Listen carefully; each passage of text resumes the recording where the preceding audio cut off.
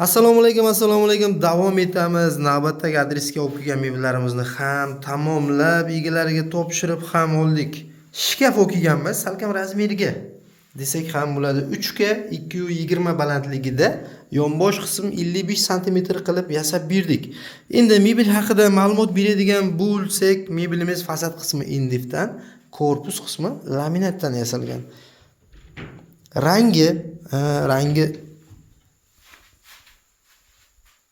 Rangi qora emas, mokriy rang.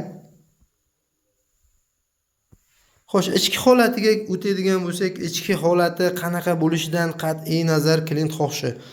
Ichki holatini klient tanlaydi. Menga ikki chetki qismi polka, o'rta qism vishilka bo'lsin desa ham qilib bera olamiz bemalol. Hozirgi holat ham klient xohishiga qarab yasalgan. O'rta qismlarda ikkita polka, ikki chetki qismida mana bunday holatda razmeri kaltaroq bo'lgan, ya'ni custom razmerdagi kiyimlar uchun mo'ljallangan. Mana bu qismi nisbatan uzunroq bo'lgan. O'rta qismlarida polkalar, eshiklari 100% vakuumda.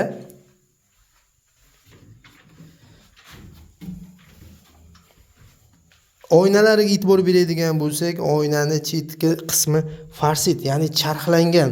Nima deydi? Bu ham sifatiga, puliga ancha qo'shiladi. Mana bu chetki qismi qo'lda kesib ketmaydigan. Ruchkalariga e'tibor beradigan bo'lsak, ruchkalari temirli qilib ishlangan. Xo'sh, razmer cheklanmagan. Balandlik, yonbosh xohlovchilar uchun uyni to'liq razmeriga 0 qilib ham yasab bera olamiz. Mana tepa qismiga o'zini materialdan ikkinchi qavatni ham yasab bera olamiz bemalol. Xo'sh, aytib o'tganimizdek, mebel rangida 20-30 xildan ziyod tanlov razmer, ichki ko'rinish klient xohishiga qarab yasab bera olamiz. Xo'sh, bizning adres Jizzax shaharining o'zida.